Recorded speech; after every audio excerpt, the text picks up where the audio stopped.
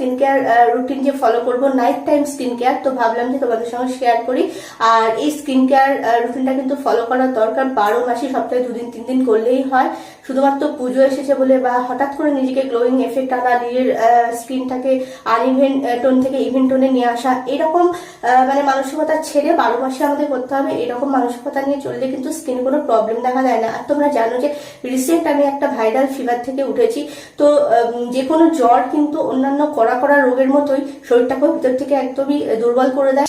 জ্বরটাও কিন্তু অন্যান্য বড় বড় অসুখের মতো শরীরটাকে পুরো শেষ করে দেয়, ভিতর থেকে খুব দুর্বল করে দেয়। ফলে শরীর যদি সুস্থ না থাকে, শরীরের ভিতরটা যদি উইক থাকে, তাহলে দেখবে সেই ছাপটা তোমার স্কিনেও ফুটে উঠবে। তো আমি কদিন ধরে দেখতে পাচ্ছি যে যেহেতু আমি একটা দুর্বলতার মধ্যে দিয়ে গেছি, তো স্কিনটা একটু ডাল ডাল, একটু প্যাচি প্যাচি দেখাচ্ছে। আমার যেন মনে হচ্ছে একটু আন্ডার আইয়ের পোর্শনটা একটু ডার্ক দেখাচ্ছে। তো এইগুলো আমার যেন ফিল হচ্ছে। তো ভাবলাম যে আমি তাড়াতাড়ি নিজেকে একটা স্কিন কেয়ার মধ্যে নিয়ে গিয়ে ফেলি। এখান থেকে কিন্তু আমি অনেকটা রিকভারি করতে পারবো যদি এখন এটাকে আমি স্টার্ট করে দিই। পুজোর আর হাতে গোনা কয়েকটা দিন রয়েছে।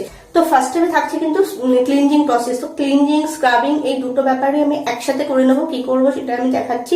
আর যদি স্কিনটাকে প্রপার ওয়েতে তোমরা ভালো করে ক্লিন করে না ফেলতে পারো, তাহলে কিন্তু নাইট টাইম সিরাম বলো বা নাইট ক্রিম হিসেবে যেটাই অ্যাপ্লাই করো না, সেটা কিন্তু পোর্সের ভিতরে ঢুকবে না। পোর্সের মুখটাকে প্রথমে ওপেন করতে হবে, তারপরে ওপেন মিনস ওপেনও করতে হবে, ক্লিনও করতে হবে। ক্লিন যদি না করো, আগে থাকতে ময়লাগুলো যদি বসে গিয়ে থাকে, তাহলে কিন্তু তোমার বহুমূল্যবান যে সিরামগুলো তোমরা ইউজ করবে সেগুলো কিন্তু ভিতরে ঢুকে কোনো এফেক্ট দেবে না, একদম ফালতু হয়ে যাবে। তার জন্য আগের প্রসেস হচ্ছে স্ক্রাবিং, ক্লিনিং। ঠিক আছে, তো আমি একসাথে করছি, দেখাচ্ছি। দেখো আমি চিনি নিয়ে নিয়েছি এখানে। চিনি কিন্তু খুব ভালো স্ক্রাবারের কাজ করে, এটা তোমরা জানো কিনা জানি না, হয়তো অনেকে জেনেও থাকবে। চিনি, লবণ, সর্ষের তেল, এগুলো দিয়ে খুব ভালো স্ক্রাবিং করা যায়। আর এখানে আমি প্লেন নিচ্ছি ফেস ওয়াশ। যে ফেস ওয়াশ তোমরা যারা ইউজ করো সেটাই নিতে পারো। আমি এখানে লোটাসের একটা ফেস ওয়াশ অ্যাপ্লাই করছি। ঠিক আছে, আর কখনোই কিন্তু মুখে শুকনো চামড়ার মধ্যে ঘষাঘষি একদম করো না, তাতে কিন্তু চামড়া টান টান হওয়ার থেকে আরো কুচকে যায় বেশি। তো এই দুটোকে আমি এইভাবে মিশিয়ে নিলাম, চিনির সাথে এই ফেস ওয়াশটাকে ভালো করে মিশিয়ে নিলাম। মিশিয়ে নিয়ে এবার আমি ভালো করে রাব করবো। ক্লকওয়াইজ, অ্যান্টি ক্লকওয়াইজ কিন্তু সবকিছু আমি এইভাবে রাব করতে পারি, ম্যাসাজও নিতে পারি। আর আমি স্ক্রাবিংও কিন্তু একই প্রসেসে করবো।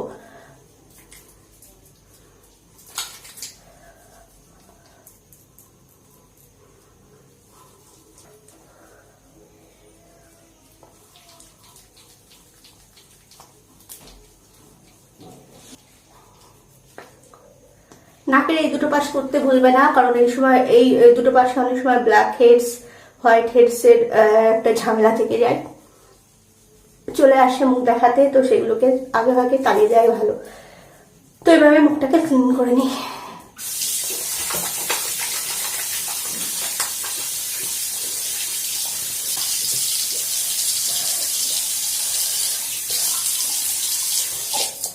টিপটাকেও তুলে নিলাম। আর একটা ফেসিয়াল টিস্যু দিয়ে আমি এবার মুখটাকে ভালো করে মুছে নেবো। পসিবল যদি হয় ক্লিন রানিং ওয়াটারে ফেসটাকে ক্লিন করা খুব দরকার। তো আমি রানিং ওয়াটারে ক্লিন করে নিয়ে এবার ভালো করে একটু মুছে নিলাম। এবার হচ্ছে সেকেন্ড স্টেপ, সেটা হচ্ছে টোনিং। তো টোনিং আমি প্লেন রোজ ওয়াটার দিয়ে করতে ভালোবাসি, টোনার হিসাবে ভীষণ এফেক্টিভ। তো এবার আমি এটাকে, তো এরকম একটা কটন প্যাড নেব, নিয়ে এর মধ্যে বেশ কিছুটা গোলাপ জল নিয়ে স্কিনটাকে হালকা করে মুছে নেব। গোলাপ জল কিন্তু এমনিতে আমাদের স্কিনের পক্ষে ভীষণ ভীষণ উপকারী। স্কিনটাকে যদি দিনে 2-3 বার এইরকম একটা গোলাপ জলে কটন প্যাড ভিজিয়ে ভালো করে মুছে নাও, দেখবে অনেক বেশি হেলদি স্কিন পাবে, গ্লোয়িং একটা স্কিন পাবে। আর টোনিংটা এই জন্যই করে যে ক্লিনিং বা স্ক্রাবিং করার জন্য পোরসগুলো খুলে যায়, সেগুলোকে আবার লক করার জন্য কিন্তু এই টোনারটা ভীষণই দরকার।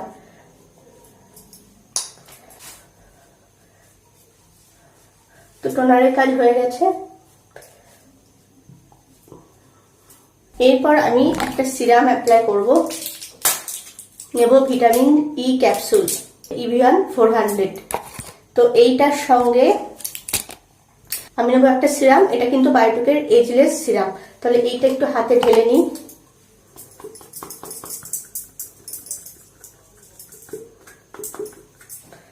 এটা একটু থিকনেস মোটা, তো ঝেড়ে ঝেড়ে এটাকে বার করতে হবে। এটা আর কি অনেকটা ঘন, এর ঘনত্বটা অনেকটা বেশি, তো অল্প একটু হলেই হয়ে যাবে, কারণ যেহেতু আমি এই ভিটামিন ই ক্যাপসুলের যে ভিতরে সিরামটা আছে সেটাকে এর মধ্যে মিক্সড করবো। আর ভিটামিন ই ক্যাপসুল যে কতটা কার্যকরী সেটা তো বলে বোঝাতে হবে না, আজকালকার দিনে সবাই জানে, মোটামুটি সবাই জানে। ভিটামিন ই কিন্তু স্কিনের জন্য একটা ওষুধ। সবচেয়ে বড় কথা হচ্ছে ডার্ক স্পটটাকে রিমুভ করে। তাছাড়াও যদি রিঙ্কলস আসার সম্ভাবনা থেকেও থাকে, যদি এসে গিয়েও থাকে, সেটাকে তুরন্ত আর কি কাটিয়ে দিতে সাহায্য করে। আর মানে যারা আগে থাকতে একটু ব্যবহার করছো তাদের কিন্তু রিঙ্কলসটা সহজে পড়বে না ভিটামিন ই ক্যাপসুলটা যদি ইউজ করো। তো এই 2 থেকে 3 ড্রপস নিয়ে নিলাম। এই সিরামটার সঙ্গে ভালো করে এটাকে মিক্সড করে নিয়ে সিম্পল স্কিনের মধ্যে লাগিয়ে রাখবো।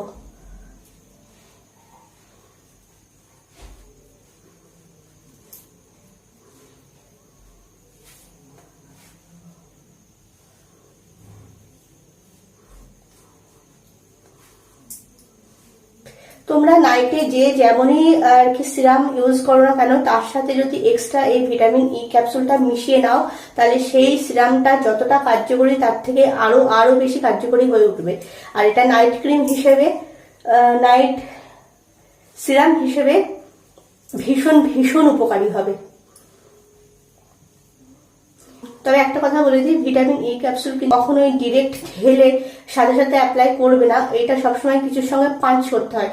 যদি হাতের কাছে কিছু নাও থাকে, rose water, night time cream, আর না হলে যে কোনো ফেস প্যাকের সাথে কিন্তু এই ই ক্যাপসুলটা ব্যবহার করাটা অবশ্যই দরকার। খুব থিকনেস এর আছে, তো সেই জন্য কিন্তু স্কিনটা ক্ষতি করতে পারে। বেশি মোটা লেয়ার কিন্তু কোনো কিছু স্কিনের পক্ষে ভালো না। এবার এইভাবে লাগিয়ে দিয়ে সিম্পল শুতে চলে যাবো।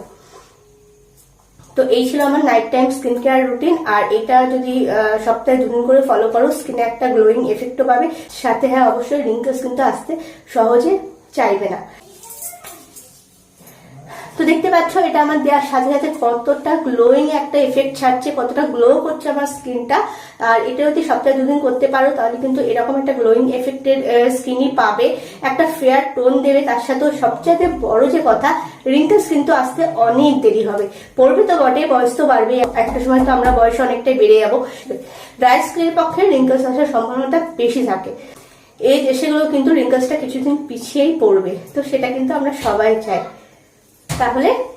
তাহলে আমার night time skin care routine তোমাদের সঙ্গে শেয়ার করে নিলাম। তোমরা এইভাবে নিজেদের যত্ন নাও।